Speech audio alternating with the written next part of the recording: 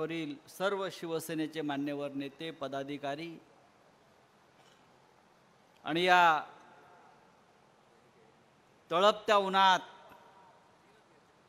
उपस्थित असलेले सर्व शिवसैनिक शिवसेना प्रेमी बंधू भगिनींनो, वरून सूर्य आग ओकतोय, तळपतोय, घामाच्या धारा वाहतायत आणि तरीही आपण इतक्या मोठ्या संख्येनं शिवसेना पक्षप्रमुख उद्धव ठाकरे यांचे विचार ऐकण्यासाठी जमलेला आहात। महाराष्ट्रामध्ये माननीय उद्धव ठाकरे यांनी जे एक वादळ निर्माण केलं आहे, जो झंझावात निर्माण केला आहे, जे एक संघर्ष यात्रा निर्माण केलेली आहे, आपण त्या संघर्षातले महत्त्वाचे घटक आहात। उद्धव साहेब जी लढाई लढतायत ती महाराष्ट्रासाठी, शेतकऱ्यांसाठी आणि कष्टकऱ्यांसाठी आहे।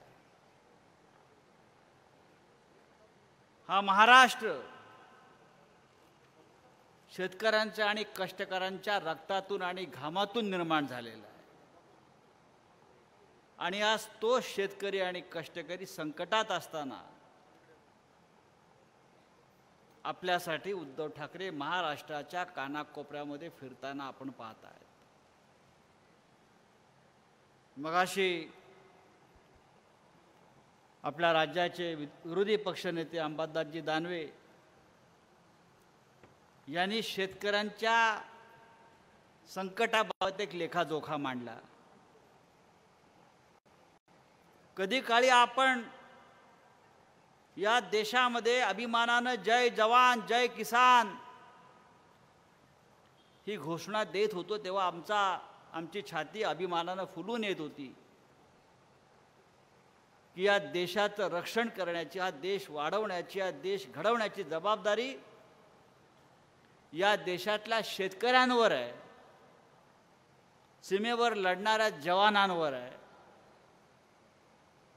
पण आज दुर्दैवानं गेल्या 10 वर्षात या देशामध्ये नरेंद्र मोदीचं सरकार आल्यापासून आणि महाराष्ट्रात फडणवीसांचं सरकार आल्यापासून जवान आणि किसान यांचे हाल कुत्राही खायला तयार नाही। 2014 साली नरेंद्र मोदी यांनी एक घोषणा केली होती। ती घोषणा अशी होती की मी सत्तेवर आलो, मला तुम्ही सत्ता दिली तर शेतकऱ्यांचं उत्पन्न मी डबल करीन, शेतकऱ्यांचं उत्पन्न मी दुप्पट करीन। झालं उत्पन्न दुप्पट, डबल सोडा, जे तुम्हाला मिळत होतं तेही कमी झालं। अच्छे दिन, अच्छे दिन, अच्छे दिन। मी म्हणतो बाबा आम्हाला आता अच्छे दिन नको आहेत। 2014च्या आधी जे आमचे दिवस होते चांगले ते आम्हाला परत द्या। तुमचे अच्छे दिन आम्हाला नको आहेत। 2014च्या आधीचे आम्हाला अच्छे दिवस द्या, आम्ही सुखानं जगू। 2014 नंतर आपण शेतकऱ्यांना लुटलाय, देशाला लुटलाय, महाराष्ट्राला लुटलाय। 2 कोटी रोजगार देणार होते, 100 जणांना सुद्धा या मराठवाड्यात रोजगार मिळालेला नाही। मग रोजगार कोणाला मिळाला तर मुठभर 10-5 लोकांना, अमित शहाच्या मुलाला, त्या जय शहाला। आणि कोणाला मिळाला रोजगार? एकनाथ शिंदेला, अजितदादा पवारला। तुम्हाला मिळाला रोजगार? कोणाला मिळाला? पैसा कोणाला मिळाला? 40 गद्दार आमदारांना। त्यांना 50-50 कोटी रुपये, 50-50 खोके द्यायला तुमच्याकडे पैसे आहेत। आणि शेतकऱ्यांच्या मालाला हमी भाव द्यायला तुमच्याकडे पैसे नाही. खासदार 100 कोटीला विकत घेतात शिवसेनेचे, आणि शेतकऱ्याच्या मालाला, उसाला, कापसाला, सोयाबीनला भाव द्यायला तुमच्याकडे पैसे नाहीत. ही महाराष्ट्राची अवस्था आहे. गृहिणी बसलेल्या आहेत. 2014 साली गॅसचं सिलेंडर हे 400 रुपयाला मिळत होतं. आज 1100-1200 रुपये हे तुम्हाला सिलेंडरला द्यावे लागतात. हे 2014चा मी आकडा सांगतोय. 400 रुपये आता 1100-1200 रुपये. हे तुमचे अच्छे दिन आम्हाला नको आहेत. आम्हाला 2014चे 400 रुपये सिलेंडर देणारे अच्छे दिन हवे आहेत. या महाराष्ट्रामध्ये एक दळभद्री घटना बाह्य सरकार सत्तेवर बसलेलं आहे. सुप्रीम कोर्टानं त्या सरकारच्या कमरेत लाद घातलेली आहे, चालतेवा सांगितलेला आहे, गेट आउट सांगितलेलं आहे.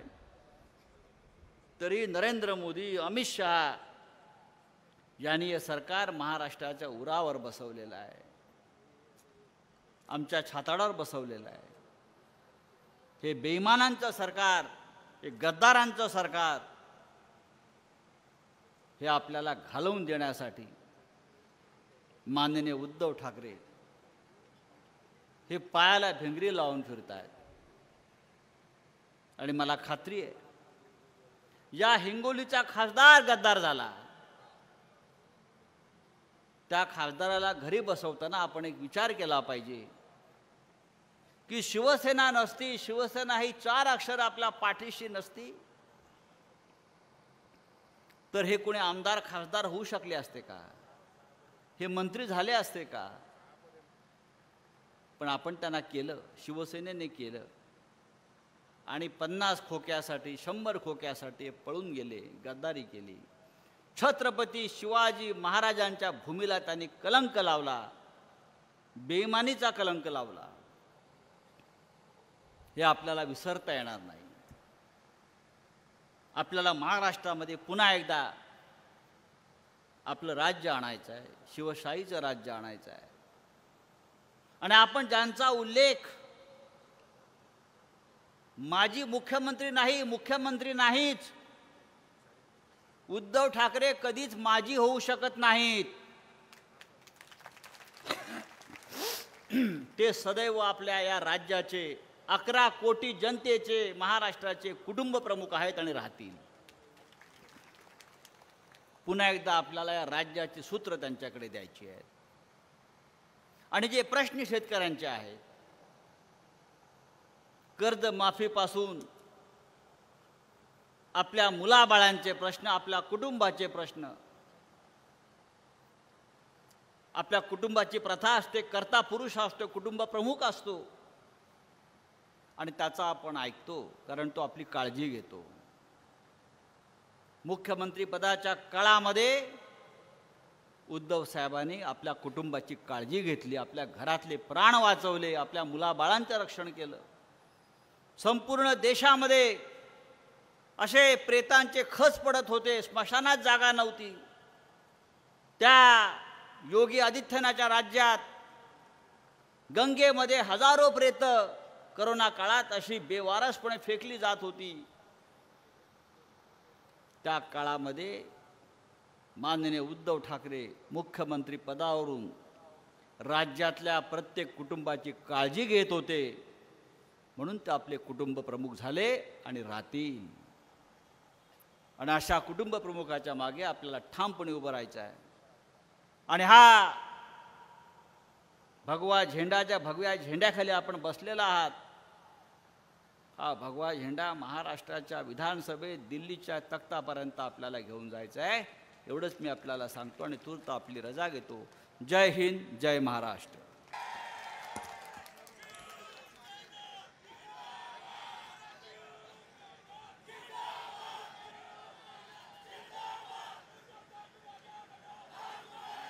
अरे तुम्हाला काय हॅलो हॅलो की नाही? अखंड हिंदुस्थानचे कैवारी प्रबोधनकार सुपुत्र देव देश धर्म मराठी मनाचे मानबिंदू, हिंदू अस्मितेचे शिरोमणी, हिंदुस्थानचे एकमेव हिंदू हृदय सम्राट, सरसेनापती, हिंदू धर्मरक्षक, मान्यता माननीय शिवसेना प्रमुख श्रीमान बाळासाहेब ठाकरे यांचा, शेतकऱ्यांचे कैवारी, सर्व कष्टकऱ्यांचे कैवारी, महाराष्ट्राचे कुटुंब प्रमुख, महाराष्ट्राच्या विधान भवनामध्ये मी हिंदू म्हणून सांगणारे देशाच्या इतिहासातील पहिले एकमेव मुख्यमंत्री आदरणीय उद्धव बाळासाहेब ठाकरे यांचा.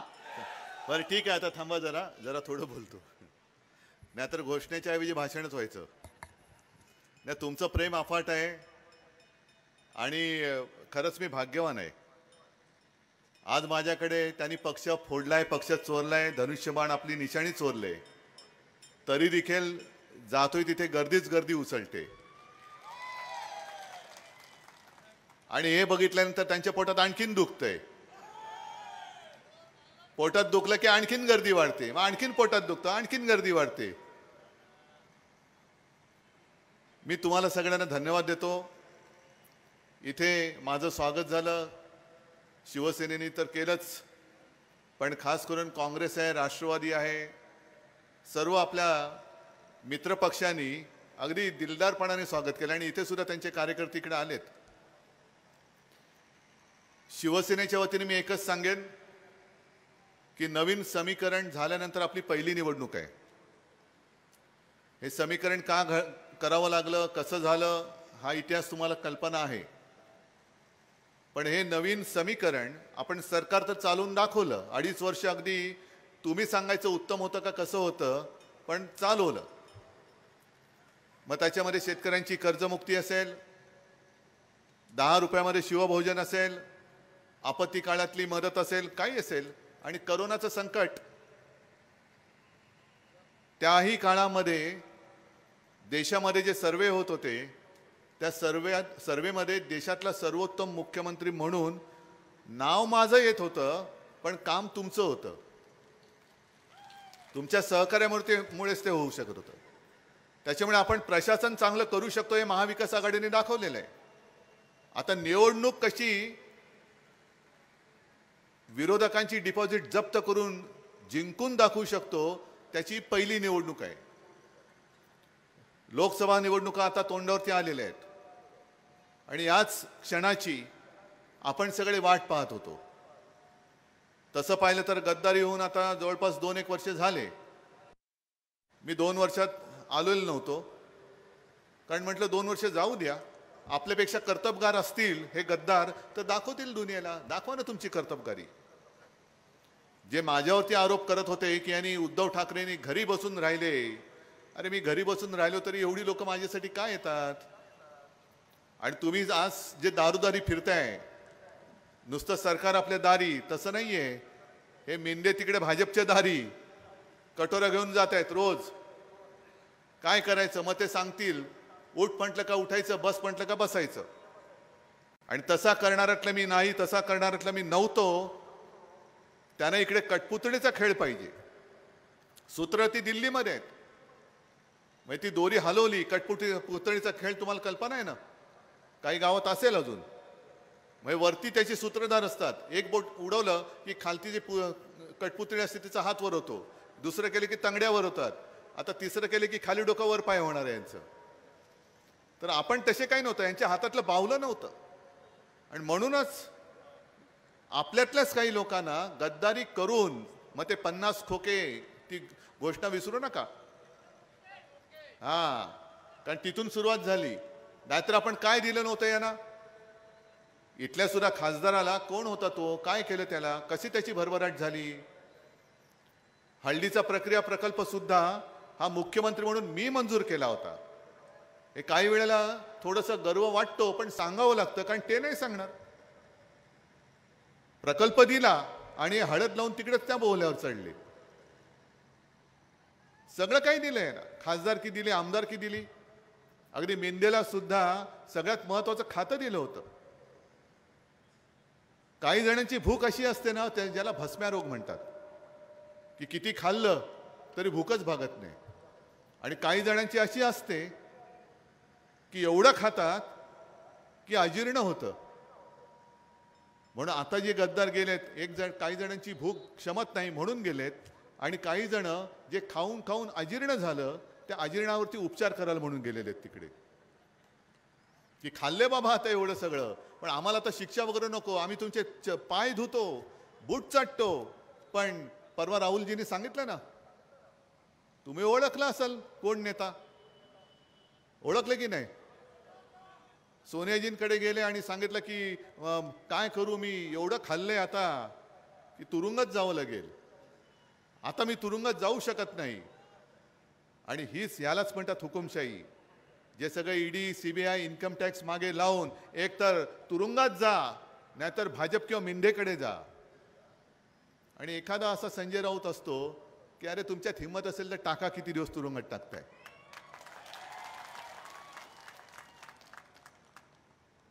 याला म्हणतात निष्ठा. आणि मला खास करून हिंगोलीकरांचं अभिनंदन करायचंय, कारण तसा नाही म्हटलं तरी इकडे काही वेळेला गद्दारी झाले, बेईमानी झाले, पण ज्यांनी बेईमानी केली त्यांच्या कपाळावरती गद्दारीचा शिक्का लागला, पण माझ्या हिंगोलीकरांनी त्यांच्या निष्ठेचा शिक्का कधी सोडला नाही. शिवसेना जो देईल तो उमेदवार तुम्ही अगदी भक्तिभावाने निवडून देत आलात. आता तेच मला पाहिजे. हे आता नवीन जे मी म्हटलं समीकरण, त्या समीकरणामध्ये कोणाकडे किती जागा, हा आमची चर्चेचा विषय, तो सुटेल आज उद्यामध्ये. पण महत्वाचं म्हणजे आपण सगळे जे लढतो आहोत ते तुझं माझं याच्यासाठी नाही. आपल्याला देशातली हुकुमशाही गाडून टाकायची आहे म्हणून आपण एकत्र आलेलो आहोत. आणि मग अमित शहा जे सांगतात की उद्धव ठाकरेंबरोबर असं आमचं काही ठरलंच नव्हतं, 2.5 वर्षाचं आम्ही वचन दिलंच नव्हतं. मी तर माझ्या आईवडिलांची शपथ घेतली, तुळजाभवानीची शपथ घेतली. पण आणखीन एक उदाहरण तुम्हाला सांगतो की खरं कोण आणि खोटं कोण ठरवायला. 2014 पासून जे मोदीजी सांगत होते की शेतकऱ्यांचं उत्पन्न आम्ही दुप्पट करू, केलं? अरे हो की नाही? जोरात सांगा ना. शेतकऱ्यांचं उत्पन्न दुप्पट झालं नाही. पीक विमा योजना, विम्याचे पैसे मिळत आहेत? बरं, स्त्रीधन नाही. उज्ज्वला योजना, प्रधानमंत्री आवास योजना, आणखीन काही जनधन योजना नाही. मग हे कोण बोललो होतं आणि कोणी दिलं नाही? मग खोटं कोण बोलतंय? भाजप बोलतोय का मी बोलतोय? जो माणसं, जो पक्ष माझ्या 140 कोटी, हे त्यांच्याच भाषेतला हा शब्द आहे, 140 कोटी जनतेशी अगदी दिवसा ढवळ्या खोटं बोलू शकतो, मग तोच माणूस, त्यांचाच अध्यक्ष त्यावेळेला जे होते अमित शहा, ते मला आता खोटं ठरवत आहेत. पण अमित शहाजी, तुम्हाला एकच सांगतो, तुमच्यापेक्षा ठाकरे कुटुंबियांना आणि ठाकरे घराण्याला महाराष्ट्र जास्त ओळखतो. मी तर आव्हान दिलेलं आहे की तुमच्या घराण्याचा 7 पिढ्यांचा इतिहास मांडा, अमित शहांच्या 7 पिढ्यांचा इतिहास मांडा, अगदी मोदीजींचा सुद्धा पूर्वजांचा 7 पिढ्यांचा इतिहास मांडा, आणि माझा उद्धव ठाकरेचा 7 पिढ्यांचा इतिहास मांडा. विचारा कोण कोणामध्ये, जनतेमध्ये किती लोक आहेत. कुठून तरी यायचं, टपकायचं. आपण सुद्धा फसलो होतो, मी सुद्धा फसलो होतो. कारण मला तेव्हाही असं वाटत होतं, जे शिवसेना प्रमुखांना वाटलं की नाही, हिंदुत्ववादी काहीतरी पाहिजे, एक हिंदुत्ववादी सरकार. हिंदुत्ववादी म्हणजे दुसऱ्या धर्माचा द्वेष करणारं सरकार नाही. कारण अनेकदा शिवसेना प्रमुखांनी आपल्याला सांगितलं की शिवसेनेचं हिंदुत्व हे राष्ट्रीयत्व आहे. देवळात घंटा बडवणारा मला हिंदू नकोय, शेंडी जानवाचं हिंदुत्व हे आमचं हिंदुत्व नाही, तर देशद्रोह्यांशी आणि अतिरेक्यांशी लढणारा मला हिंदू पाहिजे, हे आमचं हिंदुत्व आहे. आणि हिंदुत्व आहेच, ते भाजपमुळे बदनाम होत आहे. म्हणून जो एक वेगळा वर्ग, अगदी मुस्लिम सुद्धा आज शिवसेनेसोबत का येत आहेत? कारण आपण भाजपला सोडलं, आपलं जे खरं हिंदुत्व आहे ते नाही आपण सोडलं. आपलं हिंदुत्व वेगळं आहे. आणि ह्यांचं जे थापा मारणारं हिंदुत्व आहे ते हिंदुत्व हे थापेबाज असूच शकत नाही. मी येताना आता सहज गाडीमध्ये सोशल मीडिया, ते इंस्टाग्राम, यूट्यूब वगैरे आहेत ना, तुमच्याकडे पण फोन आहेत, मग त्याच्यामध्ये मोदीजींची क्लिप आले. असंच कुठल्या तरी एका घरात गेलेत, साधं विटांचं घर आहे, मग एक महिला उभी आहे तिकडे, गरीब महिला आहे. मग त्यांना मोदीजी विचारतात की आपको ये घर मिला, कैसे लगा है? बहुत अच्छा लगता है. आपको छत मिला? हाँ ये मिला, वो बरोबर आहे. मग तिला विचारा गॅस कब मिला? आता दुर्दैवाने काय झालं, त्या महिलेला ज्यांनी जे बोलायला शिकवलं होतं त्याच्यात ते उत्तर द्यायचं त्यांनी राहून गेलं आणि महिलेने सांगितलं की गॅस आम्हाला कालच मिळाला आहे. म्हणजे आज प्रधानमंत्री जाणार म्हणून काल गॅस कनेक्शन दिलं. मग त्याच्यावरती प्रधानमंत्री काय सांगतायत की आजपर्यंत संपूर्ण देशात 10 कोटी लोकांना आम्ही गॅस कनेक्शन दिलंय, तुमचा नंबर नेमका 10 कोटीवा आला. किती बोलायचं खोटं, काय लाज लज्जा शरम काही नाही. आता संजय देशमुख इकडे बसलेत. गेल्या एक 8-10 दिवसापूर्वी मी यवतमाळ वाशिममध्ये होतो, तिकडे सुद्धा तेच. त्या कलावती म्हणून बाई, अमित शहानी बेधडकपणाने लोकसभेत सांगितलं कलावती जी को घर गॅस पाणी ये वो मोदी जी ने दिया. आणि लगेच दुसरी म्हणजे पत्रकार सुद्धा काही हुशार आहेत, त्यांनी लगेच ती एडिट केलेली क्लिप आहे की कलावती बाई सांगतात की हे सगळं खोटं आहे, मला जे दिलं ते राहुल गांधींनी दिलं. एवढं म्हणजे खोटं बोल पण रेटून बोल. आता सुद्धा जो परवा एक देवेंद्र फडणवीसांचा इंटरव्ह्यू मुलाखत तुम्ही पाहिली वाचली. हे जे मिंदे सांगतायत की उद्धव ठाकरेंनी शिवसेना प्रमुखांचे विचार सोडले म्हणून आम्ही पुन्हा भाजपच्या नादी लागलो, तसं नाहीये. देवेंद्र फडणवीस स्वतः बोललेले आहेत की मी बोललो तो पुन्हा येईन, मी 2 पक्ष फोडून पुन्हा आलेलो आहे. किती नालायक कृतीची लोक आहेत. 2 पक्ष फोडले.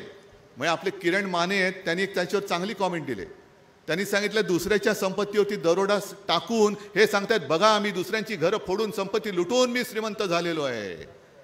त्याला खरं तुरुंगात टाकायला पाहिजे. दुसऱ्याची घर फोडतोयस तू, दुसऱ्याच्या संपत्तीवरती दरोडा टाकतोयस आणि त्याची स्वतःची श्रीमंती दाखवतोय. हेच भारतीय जनता पक्षाचं धोरण आहे. जे निवडणूक रोख्यांमध्ये दिसते. आता अंबादास दानवे तुम्ही जे सांगितले ती मेगा इन्फ्रास्ट्रक्चर का काहीतरी कंपनी आहे. अचानक हिचा उदय कसा झाला? असेल मोठी कंपनी, पण तिला बरोबर सरकारी कामाची टेंडर देण्याच्या तारखा आणि रोखे त्यांनी भाजपला दिल्याच्या तारखा ह्या जवळपास कशा येत आहेत? या नांदेड परिसरामध्ये सुद्धा त्यांना हजारो एकर जमीन दिल्या असं म्हणतायत. मुंबईमध्ये मुंबई महापालिकेची कामं आपलं सरकार गेल्यानंतर आणि मुंबई पालिका त्याच्यावर प्रशासन आल्यानंतर याला मेट्रोची कामं, ही कामं, ती कामं सगळं म्हणजे अगदी उधळपट्टी चालले जणू काय मेघावरती आहेत ना. आम्हाला सुद्धा रोखे मिळाले, निवडणूक रोखे मिळाले, जाहीर करा ना तुम्ही, आम्ही जाहीर करू. पण आम्हाला जे रोखे मिळाले त्याच्यामध्ये एक तरी असं दाखवा की आम्ही त्याच्यावरती ईडी, सीबीआय, इन्कम टॅक्स किंवा त्याला कॉन्ट्रॅक्टच्या नावाखाली कॉन्ट्रॅक्ट देण्याच्या समोर त्याच्याकडनं आम्ही रोखे घेतलेत. एक सुद्धा नाही. म्हणजे तुमची ही काही जुलूम जबरदस्ती चाललेली आहे, नुसती सत्तेची हाव. संजय राऊतजी तुम्ही करोना काळाचा जो उल्लेख केला, आपण पूर्णपणे महाराष्ट्र हा अगदी तळहाताच्या फोडाप्रमाणे सांभाळला होता. मी जे सांगत तुम्हाला होतो ते तुम्ही अगदी कुटुंबातला आपला कोणतरी सांगतोय म्हणून तुम्ही ऐकलत. सगळं काही बंद होतं पण शेतीची कामं चालू होती. आणि त्याच काळामध्ये भाजप काय करत होतं? भाजप मध्य प्रदेशमधलं काँग्रेसचं सरकार पाडत होतं. कमलनाथ मुख्यमंत्री होते. कमलनाथ यांचं सरकार पाडलं, काँग्रेसचं सरकार पाडलं, शिवराज सिंगनं तिकडे बसवलं आणि त्याच्यानंतर तिकडे त्यांनी लॉकडाऊन केला. म्हणजे किती विकृत माणसं आहेत. जनता मरते, लोकांचे प्राण जात आहेत. नाही नाही नाही नाही नाही नाही मेले तर मरू दे, पण आमचं सरकार बसेल त्याच्यानंतर आम्ही इलाज सुरू करू. एवढं निर्दयी सरकार हे 10 वर्ष आपण बघितल्यानंतर मला तर खरं असं वाटतं की यांना लाज लज्जा शरम यांनी सोडलेली आहे. सगळं सोडून सगळा कारभार उघडा वागडा पडलेला असताना निवडणूक रोख्यांमध्ये तुम्ही पैसे खातायत, कॉन्ट्रॅक्टच्या नावाखाली पैसे खाताय. आमच्या विरोधी पक्ष म्हणजे भाजपचे विरोधी या पक्षातल्या साध्या साध्या कार्यकर्त्यांवरती जुन्या जुन्या केसेस काढतायत, खोट्या केसेस टाकतायत, पोलिसांकडनं सतवतायत. अगदी मुंबईमध्ये साध्या माझ्या कार्यकर्त्याच्या झोपडीत राहणाऱ्या कार्यकर्त्याच्या झोपडीमध्ये हे ईडीवाले घुसले होते. झोपडीत सगळीकडे घुसतायत. मग उद्या आमचं सरकार आल्यानंतर लक्षात ठेवा की जे तुम्ही करताय उद्या बुमरँगसारखं तुमच्यावरती उलटेल. आम्ही जर का ठरवलं निर्दयीपणाने वागायचं आणि आमचे तुमचे जे काय आहेत घरगड्यासारखे वागणारे ह्या यंत्रणा या तुमच्यावरती आम्ही सोडल्या आणि तुमच्या घरातली लोक घुसली तर तुम्ही कुठे पळाल? कारण तुम्ही एवढं गडगंज खाल्लेलं आहात. की तुम्हाला ते लपवायला सुद्धा जागा नाहीये. आजपर्यंत असं काय नाही की सत्ताधारी आणि विरोधी पक्ष आहेत ना, आता काँग्रेस आणि राष्ट्रवादी माझ्यासोबत व्यासपीठावर आहे. शिवसेना प्रमुख आणि आदरणीय पवार साहेब यांचं नातं तुम्हाला सगळ्यांना माहिती आहे. त्यांची मैत्री सुद्धा होती आणि अगदी व्यासपीठावरती राजकीय भूमिका त्यांच्या कडाक्याच्या म्हणजे जवळून टोकाच्या भूमिका होत्या. एकमेकावरती टीका जरूर करायचे. पण आज देखील मला तो एक क्षण आठवतोय की 95 साली जेव्हा आपल्या युतीचं सरकार आलं, मनोहर जोशी मुख्यमंत्री होते, गोपीनाथ मुंडे हे उपमुख्यमंत्री होते आणि शिवसेना प्रमुखांसमोर ते बसले असताना मी तिकडे होतो, बसलो होतो.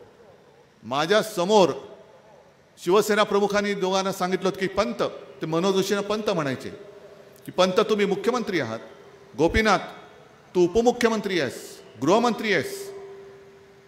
आता लक्षात ठेवा, आपण सत्ताधारी आहोत. काँग्रेसची लोक, राष्ट्रवादीची लोक हे रस्त्यावरती येतील, आपल्यासमोर आपल्या विरुद्ध आंदोलन करतील. पण आंदोलन केलं तरी एक सुद्धा पोलिसाची लाठी त्यांच्यावरती उगारायची नाही. तुम्ही लाठीमार, बेछूट लाठीमार करा, कोणाचे हातपाय मोडतील, डोके फुटतील, ते असतील काँग्रेसचे असतील, राष्ट्रवादीचे असतील, पण लक्षात ठेवा ते माझ्या महाराष्ट्राची ती मुलं आहेत, त्यांचा केस सुद्धा वाकडा होता कामा नये. याला म्हणतात एक दिलदारी आणि ह्याला म्हणतात एक राज्यकर्ता. आज सुद्धा जे काही जातीपातीमध्ये द्वेष भडकवून धर्माधर्मामध्ये आगी लावण्याचं काम चाललंय, जातीपातीमध्ये आग लावण्याचं काम चाललेलं आहे. अरे त्यांना घ्या ना सोबत, बसवा एकदा समोर. आम्ही 2.5 वर्ष जे करत होतो ह्या सगळं अगदी मराठा समाजाला सुद्धा मी सांगतोय की आम्ही तुमच्यासोबत बसत होतो, बोलत होतो, पण तुम्ही वाटेल ते करून म्हणजे त्या आंतरवाली सराटीमध्ये मी धावून गेलो होतो, पवार साहेब गेले होते. काय संबंध होता आमचा? कोण लागतात जरांगे पाटील आमचं? आम्ही नाही विचार केला. पण न्याय हक्कासाठी कोणतरी तिकडे बसले, त्यांच्याशी बोलण्यापेक्षा तुम्ही सरळ तिकडे बेधडकपणाने माझ्या आया बहिणीची डोकी फोडून टाकता, वेडवाकडं मारहाण करता. मग ते जे रक्त सांडले ते रक्त कोणाचं आहे? आज जो काय तुम्ही एक कायदा आणू इच्छित आहे की परदेशातले भयभीत झालेले नागरिक माझ्या देशात आले पाहिजेत, पण माझ्या देशातले जे आहेत अगदी सरळ बोलायचं तर हे जी काय आंदोलनाला उतरलेली लोक ही काय हिंदू नाही आहेत? त्यांचं रक्त तुम्ही सांडता, त्या रक्त सांडताना तुम्हाला लाज नाही वाटत? त्यांच्यावरती वेडेवाकडे गुन्हे दाखल करता, कारण नसताना त्यांना दडपून टाकता. अतिरेक्यांबरोबर चर्चा करू शकता, पण माझ्या मराठी माणसाबरोबर आणि या सगळ्या न्याय हक्कासाठी संतापून रस्त्यावरती उतरलेल्या लोकांशी तुम्ही बसून बोलू शकत नाही?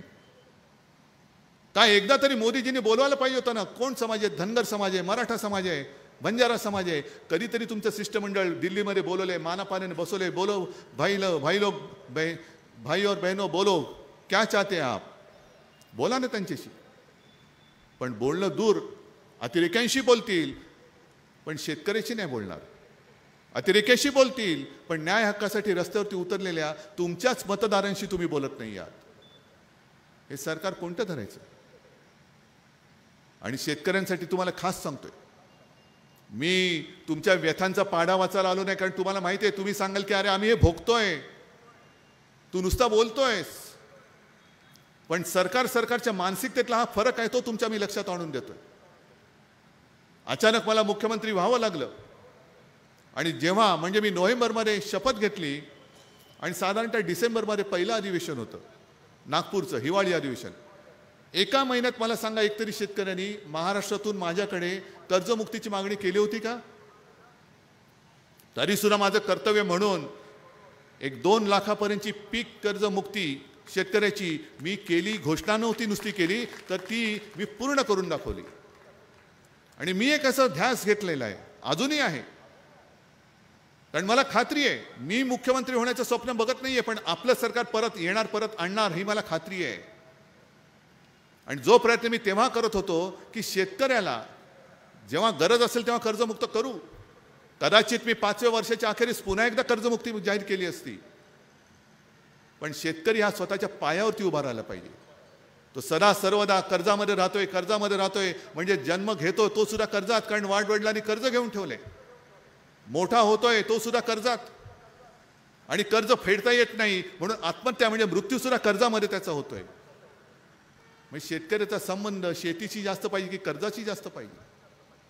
नुसतं कर्ज कर्ज कर्ज. बरं मरून राबून तुम्ही पीक पिकवायचं. एक तर सगळं व्यवस्थित असेल तर यांचं आयात निर्यात धोरण असं काही असतं की सोन्यासारख्या पिकलेल्या पिकाला मातीची सुद्धा किंमत येत नाही. मग कधी हमी भावाची लढाई असते, कधी गारपीटच होते, कधी अवकाळी पाऊस, कधी दुष्काळ. शेती हा एकच व्यवसाय असा आहे की ज्याला काही समोर अंधार असतो, भवितव्य काय आहे माहिती नाही. यांचे जे उद्योगपती मित्र आहेत यांनी लाखो करोडो रुपयांची कर्ज माफ केली अशी बातमीमध्ये मी सुद्धा वाचली होती. पण हे सगळे उद्योगपती मित्र ते आधी मार्केट रिसर्च करतात. मी कोणतं उत्पादन मार्केटमध्ये टाकलं तर त्याला भाव मिळेल, कुठे मिळेल, कसं मिळेल. पण शेतकऱ्याचं काय नाही, काय टोमॅटो पिकव, धान पिकवतोय, सोयाबीन पिकवतोय, काय वाटेल ते कर, मर तू आणि तुझं काय असेल ते मर. मग कशाला त्याला आपण अन्नदाता म्हणायचं? कशाला त्याचं आपण अगदी जय जवान जय किसान करायचं? आज दिल्लीमधले जे शेतकरी रस्त्यावरती उतरलेत, हे जय जवान जय किसान, हे जवान कोण आहेत? हे पोलीस कोण आहेत? हे शेतकऱ्यांची मुलं आहेत. पण मोदी सरकार, मोदी परिवार ज्यांना म्हणतं, का हो मोदीजी तुमच्या परिवारामध्ये माझ्या देशातले शेतकरी येत नाहीत?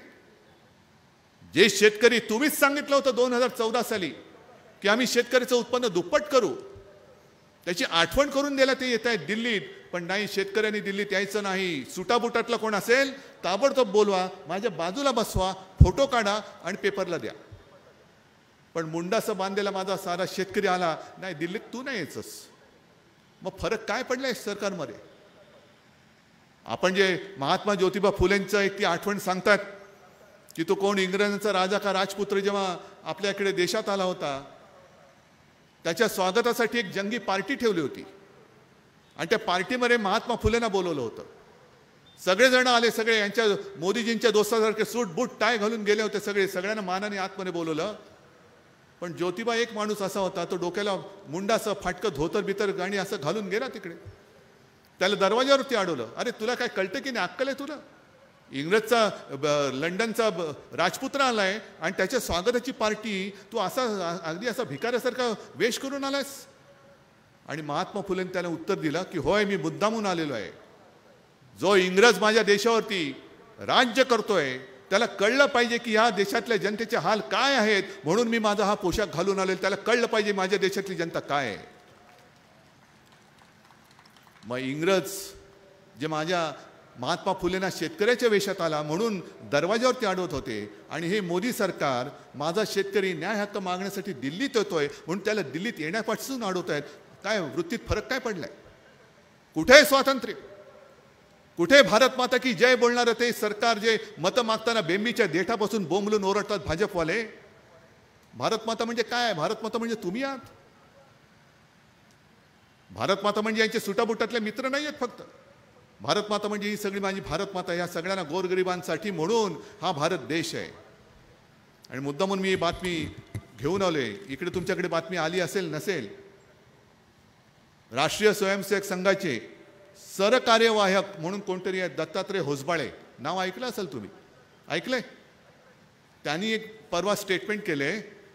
जे उत्तरेत शेतकरी रस्त्यावरती उतरलेत त्यांच्याबद्दल ते बोललेत की शेतकरी आंदोलनाच्या नावाखाली अराजकता, ही बातमी आहे. मग तुम्हाला आम्ही हमीभाव देणारच नाही, तुमचं कर्ज माफ आम्ही करणारच नाही, आयात निर्यात धोरण आम्ही आमच्या मर्जीप्रमाणे ठरवू, जसे आमचे उद्योगपती मित्र सांगतील तसं आम्ही ठरवू. पण जर तुम्ही तुमच्या न्याय हक्कासाठी रस्त्यावरती उतरलात तर तुम्ही अतिरेकी आहात, तुम्ही अराजक पसरवत आहात. अहो होसबळे साहेब, अन्नदाता जर त्याच्या कष्टाचं दाम मागत असेल, याला जर का तुम्ही अराजकता मानत असाल तर तुमचं हिंदुत्व तुम्हाला लख लाभो असं हे तुमचं भाडोत्री हिंदुत्व, याला मी किंमत देत नाही. हे हिंदुत्व मला नाही मान्य, हे हिंदुत्व मला मान्य नाहीये. स्वतः आणि स्वतः मोदी परिवारमध्ये किती लोक आहेत? फक्त मोदीजी आणि त्यांची सत्तेची खुर्ची, तिसरा माणूस आहे कुठे? आज सुद्धा मला इकडे मोठे हार घातले. मी ज्यांनी हार आणला त्यांना सगळ्यांना सांगतो, एक तर बाबा एवढं मोठं हाराचं ओझं मी कोणत्यानी बोलतोय? तुम्हाला वाटेल हाराचं ओझं काय? ओझं म्हणजे कसं आहे की तो नुसता फुलांचं वजन नाहीये. त्याच्यात तुमच्या भावना, विश्वास आणि अपेक्षा त्याच्यामध्ये साठवलेल्या आहेत. हे माझ्या खांद्यावरती मला पेलू शकेल की नाही, ही माझ्या मनात एक चिंता असते की अरे तुम्ही किती मोठा, हार नुसता मोठा नाही, तुमच्या अपेक्षाही मोठ्या आहेत, तुमचा विश्वास मोठा आहे. पण म्हणून मी सांगतो की तो असा हार पसरवा, सगळेजण या, सोबत या. आणि मोदीजींनी जे मध्ये केलं, राजनाथ सिंह पाहिलं तुम्ही, त्यांना एक मोदीजींना मोठा हार घालत होते. राजनाथ सिंह म्हणजे एक बडी आसामी होती भाजपमधली. ज्या वेळेला मोदीजींचं नाव प्रधानमंत्री पदासाठी सुचवण्यात आलं, ते सुचवण्याचं काम भाजपचे तेव्हाचे अध्यक्ष राजनाथ सिंह यांनी केलं होतं. आणि आता काय दिवस आलेत, एक मोठा हार घालतायत. राजनाथला वाटलं की आपण सुद्धा त्याच्यात जावं, म्हणून त्याने घातलं डोकं मध्ये. लगेच अमित शहानी सांगितलं, गेले राजनाथ बाजूला, फक्त मी आणि मीच. ही अशी मीशाही आहे, एकाधिकारशाही आहे, हुकुमशाही आहे. आणि आता हे सगळं भ्रष्टाचाराने लडबडलेलं, गडबडलेलं हे सरकार. खरं म्हणजे मला असं आता वाटतं की मोदीजी, तुम्ही अजून एक योजनेची सरळ घोषणा करून टाका, भ्रष्टाचार अभय योजना. म्हणजे काय की तुम्ही किती भ्रष्टाचार करा आणि भाजपात या, आपका बाल भी नहीं बाका होगा, ये मेरी गॅरंटी आहे, मोदी गॅरंटी आहे. जसं हे तुमच्या इथले गेले तिकडे, येता की जाता, म्हणजे मी काढलं होतं ना, देता की जाता, तसं भाजपने सांगितलंय, येता की जाता तुरुंगात. हे गेले, नाही नाही येतो येतो येतो येतो. असे सगळे भ्रष्टाचारी तिथं का मिळवावा, भाजपा पक्ष वाढवावा. आणि अशा या नखशिखांत भ्रष्टाचाराने बरबटलेल्या पक्षाला परत एकदा आपलं आयुष्य तुम्ही बहाल करून टाकणार आहेत. मी सरकार नाही म्हणत, मी तुमचं आयुष्य म्हणतोय. मत केवळ मोदींना नाही आहे. आणि एक लक्षात घ्या की आपल्या सगळ्यांचं भविष्य हे मोदींच्या हातात नाही, मोदींचं भविष्य आपल्या हातामध्ये आहे. मोदींचं भविष्य आपल्या हातात आहे. आणि तुम्ही विचार करा, जे पोटतिडकीने मी फिरतोय, बोलतोय, सांगतोय, हे तुम्हाला पटतंय नाही पटतंय हे तुमच्यावरती आहे. आणि म्हणून मी मध्ये म्हटलं होतं की आम्ही देशभक्त आहोत. काल काय झालं, मी ह्याला त्यांना उत्तर दिलं परवाच्या सभेत. कारण सगळी इंडिया, अगदी काश्मीरपासून कन्याकुमारीपर्यंत प्रत्येक राज्याचे प्रमुख पक्ष आणि प्रमुख नेते हे त्या व्यासपीठावरती होते. आणि समोर अथांग पसरलेला जनसागर होता.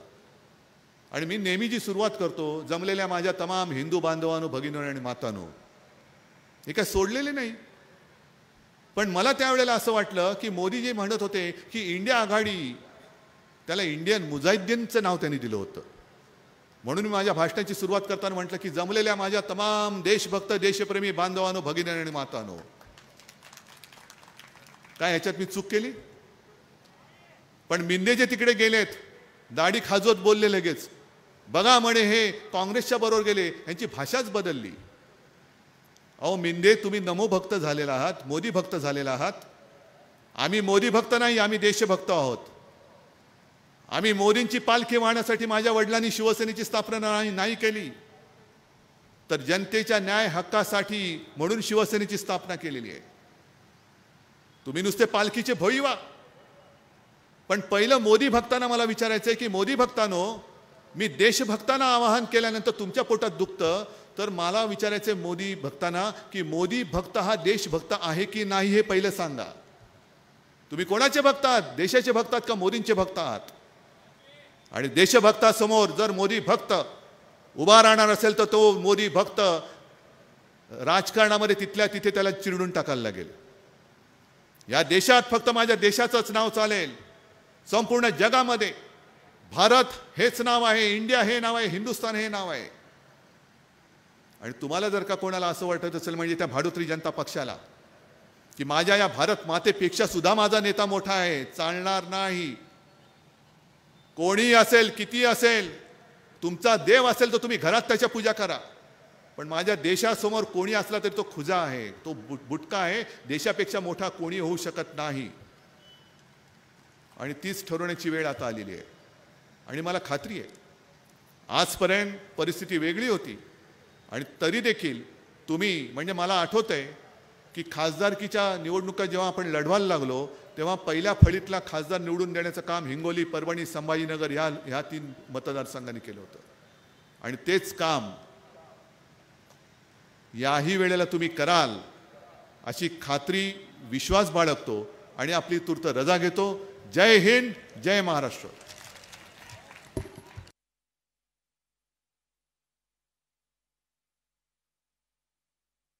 आपण या जनसंवाद मेळाव्याला मोठ्या संख्येनं उपस्थित राहिला त्याबद्दल आपले सर्वांचे